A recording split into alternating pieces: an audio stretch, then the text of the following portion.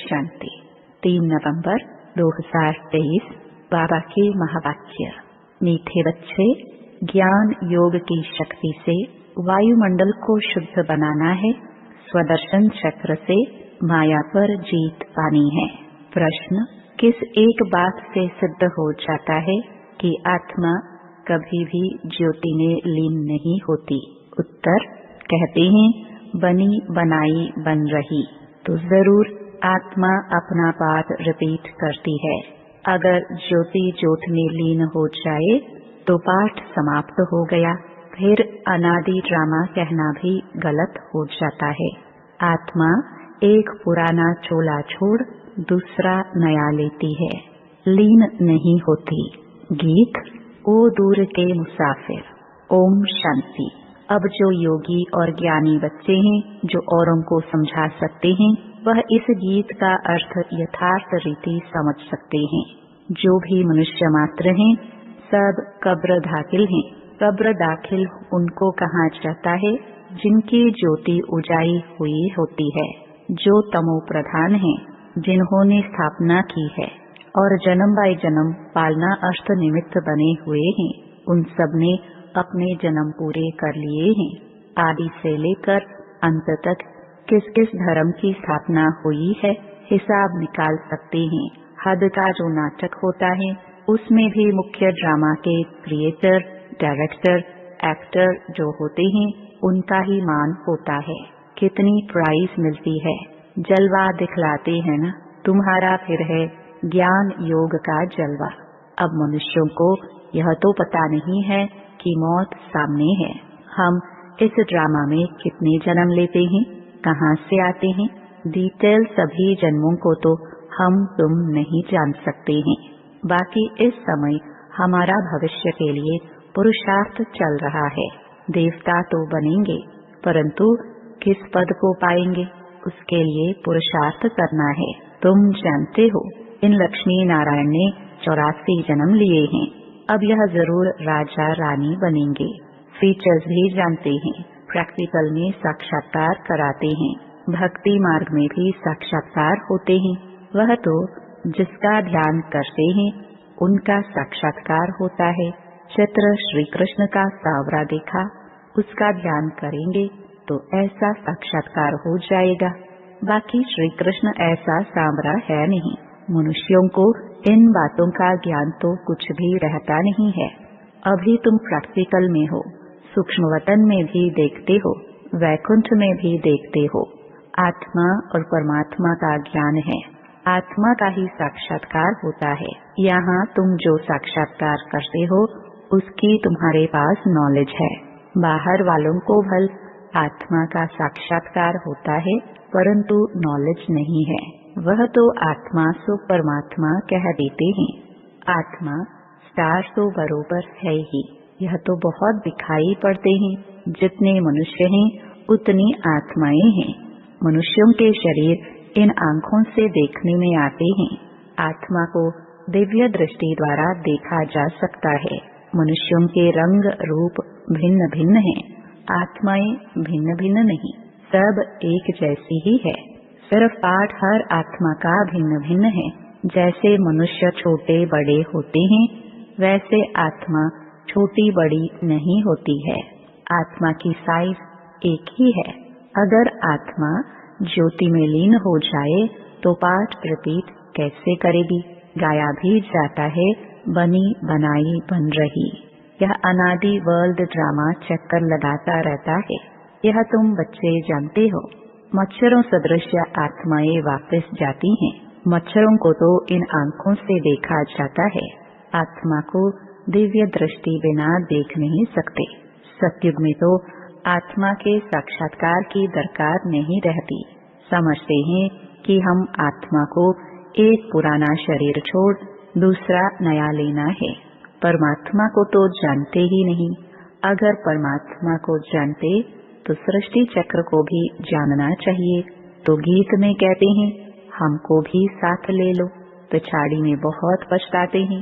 सबको निमंत्रण मिलता है। कितनी युक्तियां बन रही हैं निमंत्रण देने की। पीस पीस तो सब कहते हैं, लेकिन पीस का अर्थ कोई भी समझते नहीं है। पीस कैसे होती है वह तुम जानते हो। जैसे घानी में सरसों पीस जाते हैं, वैसे सबके शरीर विनाश में खत्म हो जाते हैं। आत्माएं नहीं पीसेंगी, वह तो चली जाएंगी। ऐसे लिखा हुआ भी है कि आत्माएं मच्छरों सदृश भागती हैं। ऐसे तो नहीं, सब परमात्माएं भागेंगे। मनुष्य कुछ भी समझते नहीं। आत्मा और परमात्मा में क्या भेद है यह भी नहीं जानते। कहते हैं हम सब भाई भाई हैं, तो भाई भाई होकर रहना चाहिए। उनको यह पता नहीं है कि सतयुग में भाई भाई अथवा भाई बहन सब आपस में क्षीरकंड होकर चलते हैं। वहाँ लून पानी की बात ही नहीं है। यहाँ देखो, अभी अभी क्षीरकंड है, अभी अभी लून पानी हो जाते हैं। एक तरफ कहते हैं चीनी हिंदू भाई भाई, फिर उनका भूत बनाकर आग लगाते रहते हैं। जिस्मानी भाई भाई की यह हालत देखो। रूहानी संबंध को तो जानते नहीं। तुमको बाप समझाते हैं, अपने को आत्मा समझना है, देह अभिमान में फंसना नहीं है। कोई कोई देह अभिमान में फंस पड़ते हैं। बाप कहते हैं देह सहित देह के जो भी संबंध हैं सबको छोड़ना है। यह मकान आदि सब भूलो। वास्तव में तुम परम धाम निवासी हो। अभी अभी फिर वहाँ चलना है जहाँ से पाठ बजाने आए हैं, फिर हम तुमको सुख में भेज देंगे। तो बाप कहते हैं लायक बनना है। गॉड किंगडम स्थापन कर रहे हैं। क्राइस्ट की कोई किंगडम नहीं थी, वह तो बाद में जब लाखों क्रिश्चियन बने होंगे तब अपनी किंगडम बनाई होगी। यहाँ तो फट से सत्युगी राजाई बन जाती हैं। कितनी सहज बात है। बरोबर भगवान ने आकर स्थापना की है। श्री कृष्ण का नाम डालने से सारा घोटाला कर दिया है। गीता में है प्राचीन राजयोग और ज्ञान, वह तो प्रायलोप हो जाता है। अंग्रेजी अक्षर अच्छे हैं। तुम कहेंगे बाबा अंग्रेजी नहीं जानते। बाबा कहते हैं मैं कहाँ तक सब भाषाएं बैठ बोलूंगा, मुख्य है ही हिंदी। तो मैं हिंदी में ही मुरली चलाता हूँ। जिसका शरीर धारण किया है वह भी हिंदी ही जानता है। तो जो इनकी भाषा है वही मैं भी बोलता हूँ, और कोई भाषा में थोड़ी पढ़ाऊंगा। मैं फ्रेंच बोलूं तो यह कैसे समझेगा। मुख्य तो इनकी ब्रह्मा की बात है। इनको तो पहले समझना है ना। दूसरे कोई का शरीर थोड़े लेंगे।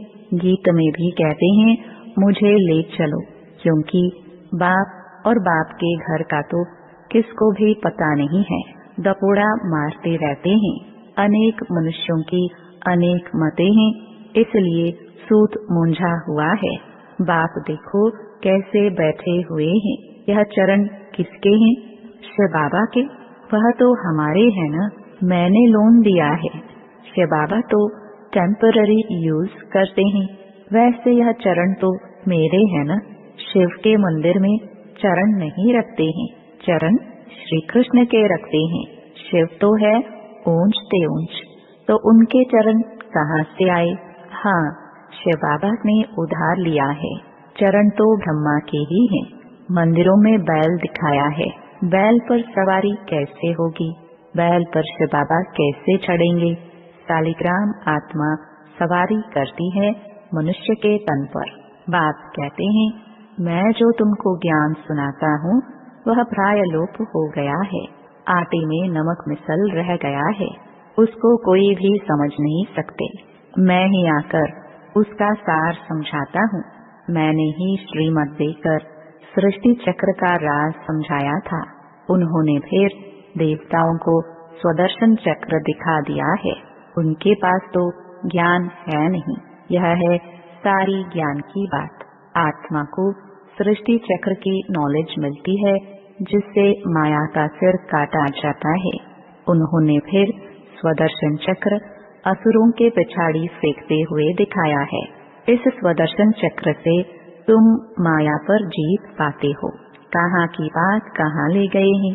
तुम्हारे में भी कोई बिरले यह बातें धारण कर और समझा सकते हैं। नॉलेज है ऊंची, उसमें समय लगता है। पिछाड़ी में तुम्हारे में ज्ञान और योग की शक्ति रहती है। यह ड्रामा में नूंद है। उन्हों की बुद्धि भी नरम होती जाती है। तुम वायुमंडल को शुद्ध करते हो। कितना यह गुप्त ज्ञान है। लिखा हुआ है, अजामिल जैसे पापियों का उद्धार किया, परंतु उसका अर्थ भी समझते नहीं। वह समझते हैं कि ज्योति ज्योत में समा गया, सागर में लीन हो गया, 5 पांडव हिमालय में गल गए, प्रलय हो गई। एक तरफ दिखाते हैं वह राजयोग सीखे, फिर प्रलय दिखा दी है, और फिर दिखाते हैं कि श्री कृष्ण अंगूठा चूसता हुआ पीपल के पत्ते पर आया। उसका भी अर्थ नहीं समझते। वह तो गर्भ महल में था, अंगूठा तो बच्चे चूसते हैं। कहाँ की बात कहाँ लगा दी है। मनुष्य तो जो सुनते हैं वह सत सत कहते रहते हैं। सत्य को कोई जानते नहीं। झूठ उनको कहा जाता है जो चीज होती ही नहीं। जैसे कहते हैं परमात्मा का नाम रूप है ही नहीं, परंतु उनकी तो पूजा करते रहते हैं, तो परमात्मा है अति सूक्ष्म।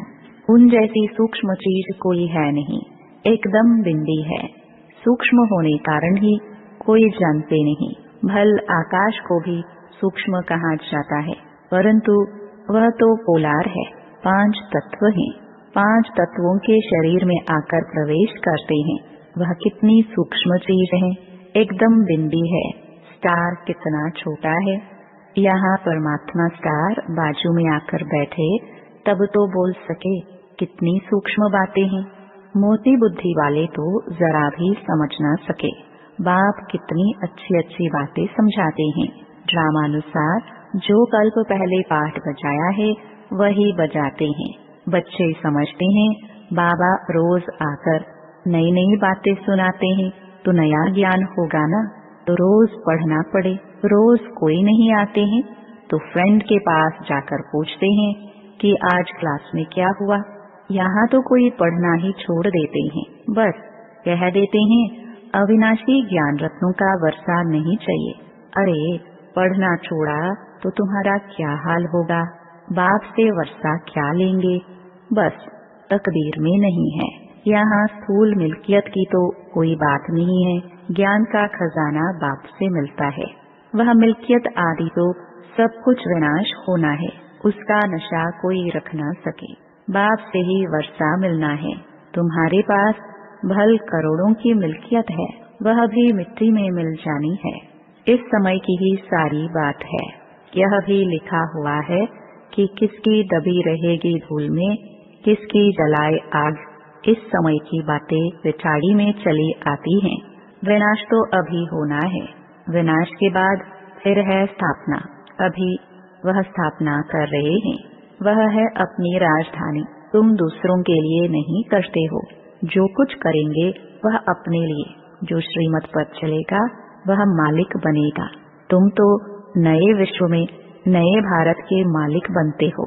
नए विश्व अर्थात सत्युग में तुम मालिक थे। अभी यह पुराना युग है। फिर तुमको पुरुषार्थ कराया जाता है नई दुनिया के लिए। कितनी अच्छी अच्छी बातें समझने की हैं। आत्मा और परमात्मा का ज्ञान, सेल्फ रियलाइजेशन। सेल्फ का फादर कौन है? बाप कहते हैं मैं आता हूँ तुम आत्माओं को सिखलाने। अब फादर को रियलाइज किया है फादर द्वारा। बाप समझाते हैं तुम हमारे सिखिलदे बच्चे हो।